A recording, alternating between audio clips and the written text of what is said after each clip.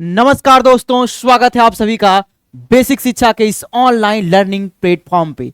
बच्चों, अगर आप जवाहरलाल नेहरू यूनिवर्सिटी में पढ़ना चाहते हैं तो ये वीडियो आपके लिए बहुत ज़्यादा इंपॉर्टेंट होने वाली है, क्योंकि इस वीडियो में हम लोग बात करेंगे कि सर जेएनयू का रजिस्ट्रेशन प्रोसेस कब से स्टार्ट होगा, स्टार्टिंग डेट क्या है और उसकी लास्ट डेट क्या है बच्चों। ठीक है, रजिस्ट्रेशन की फीस कितनी है, सर रजिस्ट्रेशन करते टाइम या एडमिशन लेते समय हमको कौन कौन से डॉक्यूमेंट की रिक्वायरमेंट होगी, उसके अलावा सर हर एक कोर्स वाइज फीस कितनी है, और इसके अलावा सर हम लोग जिस कोर्स में अप्लाई कर रहे हैं उसके लिए सीयूईटी में क्या हमारा डोमेन सब्जेक्ट होना चाहिए। ठीक है, और हर एक कोर्स की फीस कितनी है, सीट्स कितनी है, इन सब के ऊपर हम लोग एक एक करके बात करने वाले हैं, तो वीडियो को पूरा जरूर देखिएगा।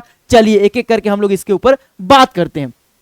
आप जब अगर साइट खोलेंगे, ठीक है, जेएनयू की, तो यहाँ पे एडमिशन वाले प्रोसेस में जब आप आएंगे बच्चे, तो सबसे पहले मैं आपको बताता हूं कि सर अगर मुझे जेएनयू में जाना है तो इसकी जो है एप्लीकेशन फॉर्म कब रिलीज होगी बच्चे। ठीक है, देखिए रजिस्ट्रेशन की जो प्रोसेस है वह 16 जुलाई से स्टार्ट हो गई है। 16 जुलाई से लेकर के 2 अगस्त तक जो है इसका रजिस्ट्रेशन होगा। मतलब अगर आप अभी जेएनयू में जाना चाहते हैं और अगर अभी तक आपने रजिस्ट्रेशन नहीं किया है तो रजिस्ट्रेशन की डेट अभी बची हुई है, 2 अगस्त तक लास्ट डेट है, जा करके आप अपना रजिस्ट्रेशन कर दीजिए। ठीक है, और सर इसकी फर्स्ट मेरिट लिस्ट कब आएगी, तो फर्स्ट मेरिट लिस्ट जो आपकी 8 अगस्त को आएगी। ठीक है, और फर्स्ट मेरिट लिस्ट 8 अगस्त को आएगी। उसके बाद जो फीस पेमेंट है, ठीक है, और blocking of seat of first merit वो भी 8 अगस्त से लेकर के 11 अगस्त तक है। मतलब कि फर्स्ट मेरिट लिस्ट 8 अगस्त को आ जाएगी, उसके बाद जो सीट की ब्लॉकिंग होगी वह 8 अगस्त से लेकर के 11 अगस्त तक के बीच में आपको फीस का पेमेंट करके सीट को अपने लॉक करना होगा। ठीक है,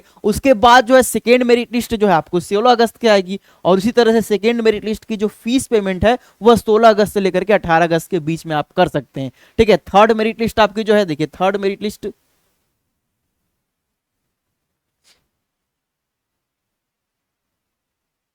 एक मिनट बच्चों, ठीक है, थर्ड मेरिट लिस्ट जो है आपकी, ठीक है, 22 अगस्त को आएगी, और थर्ड मेरिट लिस्ट का जो फीस पेमेंट होगा बच्चों वह होगा 22 अगस्त से लेकर के 24 अगस्त के बीच में होगा। ठीक है, physical verification of admission registration of selected candidate, ठीक है, जो फिजिकल वेरिफिकेशन होगा वो 28 से लेकर के 30 अगस्त तक के बीच में होगा। मतलब कि जिन्होंने ऑनलाइन रजिस्ट्रेशन किया होगा, ठीक है, उनका जो लिस्ट है उसमें नाम आएगा, और उसके बाद फीस पेमेंट करने के बाद फिजिकल वेरिफिकेशन होगा। और फिजिकल वेरिफिकेशन के लिए जो है आपको 28 से 30 अगस्त में मतलब कि जेएनयू जाना पड़ेगा, वहीं पे आपका फिजिकल वेरिफिकेशन होगा सारे ओरिजिनल डॉक्यूमेंट्स के साथ। ठीक है, फॉर सर्टिफिकेट ऑफ प्रोफिशिएंसी 31 अगस्त को। ठीक है, और फाइनल लिस्ट जो है आफ्टर रजिस्ट्रेशन 7 सितंबर को आएगी। ठीक है, ये आपकी 7 से 8 अगस्त के बीच में आएगी। ठीक है, physical verification of admission registration of for final list of selected candidate वो 11 से लेकर के 12 सितंबर तक के बीच में आएगी। ठीक है, और जो है डेडलाइन फॉर एडमिशन और रजिस्ट्रेशन है वो 15 सितंबर 2023 है बच्चों। ठीक है, तो ये है पूरा इसका प्रोसेस। अगर अभी तक आपने जो है जेएनयू के लिए रजिस्ट्रेशन नहीं किया है तो जा करके फटाफट से जो है इसकी साइट पे आप रजिस्ट्रेशन कर दीजिए। बात करते हैं आगे कि सर मतलब कि हम लोग जो कोर्सेज अप्लाई करते हैं तो उसकी फीस कितनी है। मैं आपको बता दूं बच्चों कि जेएनयू की फीस बहुत ही कम है, बहुत ही कम है इसकी। जेएनयू की फीस बहुत ही नाम मात्र की फीस। जैसे अगर मैं fees and mode of payment की बात करूं, ठीक है, जैसे अगर आप कोर्स अप्लाई करना चाहते हैं बीए ऑनर्स या बीएससी एमएससी इंटीग्रेटेड प्रोग्राम का कोर्स अप्लाई करना चाहते हैं, देख सकते हैं उसका फीस है। ट्यूशन फीस एनुअल, ठीक है, 216 रुपये है। स्पोर्ट्स की फीस 16 रुपये है। ठीक है, 16.5 रुपया कह सकते हैं। ठीक है, लाइब्रेरी फीस 6 रुपये है। ठीक है, मेडिकल फीस 9 रुपये है। ये पूरी टोटल फीस है बच्चे। ठीक है, पूरी टोटल फीस को ऐड करके आप फीस को जो है सबमिट कर सकते हैं। ठीक है, ये इसकी फीस देखिए, इसी तरह आप हर एक कोर्स वाइज यहाँ पे फीस देख सकते हैं। ठीक है, ये फॉरेन वालों के लिए फीस है। ठीक है, डॉलर में दी गई है। जो आपके लिए इंपॉर्टेंट था वो फीस मैंने आपको बता दिया है। ठीक है, मतलब फीस बहुत ही कम लगती है यहाँ पे। बात करते हैं सर सर्टिफिकेट और other documents required at the time of admission. ठीक है, तो पहला सर क्या आपका एनरोलमेंट फॉर्म चाहिए। ठीक है, सेंट्रल लाइब्रेरी का एप्लीकेशन फॉर्म। ठीक है, 5 copies of recent passport size photograph. ठीक है, और 2 self attested copies of matric or higher secondary. ठीक है, कैरेक्टर सर्टिफिकेट। ठीक है, उसके बाद जो है 2 सेट्स ऑफ मतलब कि वही जो आपने 12th का मार्कशीट है उसका चाहिए। ठीक है, उसके बाद SC ST कैंडिडेट, अगर आप SC ST हो तो उसका सर्टिफिकेट चाहिए, OBC कैंडिडेट हो तो OBC सर्टिफिकेट चाहिए, ठीक है। PWD कैंडिडेट है तो उसका सर्टिफिकेट चाहिए, ठीक है। EWS अगर आप कैंडिडेट है तो उसका सर्टिफिकेट इनको चाहिए। उसके बाद माइग्रेशन सर्टिफिकेट है, और 2 एंटी रैंकिंग फॉर्म होना चाहिए, ठीक है। एक एंटी रैंकिंग फॉर्म जिसमें आप साइन करेंगे, और एक एंटी रैंकिंग फॉर्म जो आपके पेरेंट्स साइन करेंगे, ठीक है। तो ये एंटी रैंकिंग का फॉर्म होना चाहिए, ठीक है।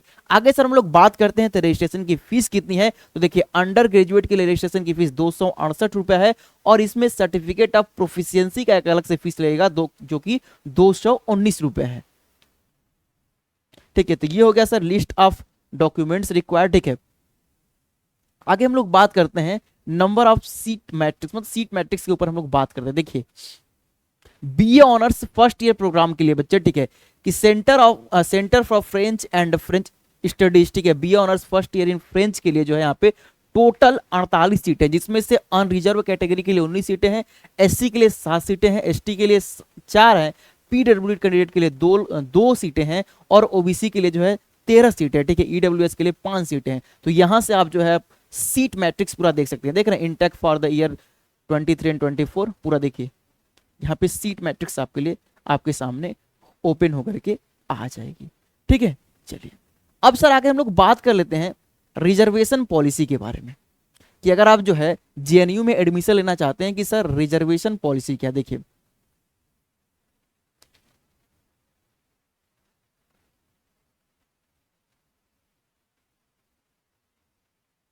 देखिए बच्चों, reservation of seat in various programme of study for candidate belonging to schedule caste, ठीक है, SC कैंडिडेट, ठीक है, ST कैंडिडेट और other backward class non creamy layer, ठीक है, मतलब OBC में नॉन क्रीमी लेयर के लिए, ठीक है। यहाँ पे जो है देखिए 15%, 7.5%, 27% और 10% का जो है यहाँ पे रिजर्वेशन दिया गया है, ठीक है। और जो PWD कैंडिडेट के लिए उनके लिए बच्चों, ठीक है, 40% का जो है रिजर्वेशन पॉलिसी है, ठीक है। तो ये इसकी रिजर्वेशन क्राइटेरिया है JNU की, ठीक है। आगे हम लोग बात कर लेते हैं कि सर JNU में कौन कौन से कोर्स UG कोर्सेस हैं, और उनके लिए हमारा CUT में क्या क्या डोमेन सब्जेक्ट होना चाहिए। पहला है बच्चों BA ऑनर्स पैस्थो, ठीक है। इसके लिए जो है कैंडिडेट को जो है मतलब कि सेक्शन 1 में से जो लैंग्वेज है उसमें से एक लैंग्वेज इंग्लिश होना चाहिए, और जो सेक्शन तीसरा है उसमें आपका जनरल टेस्ट होना चाहिए, ठीक है।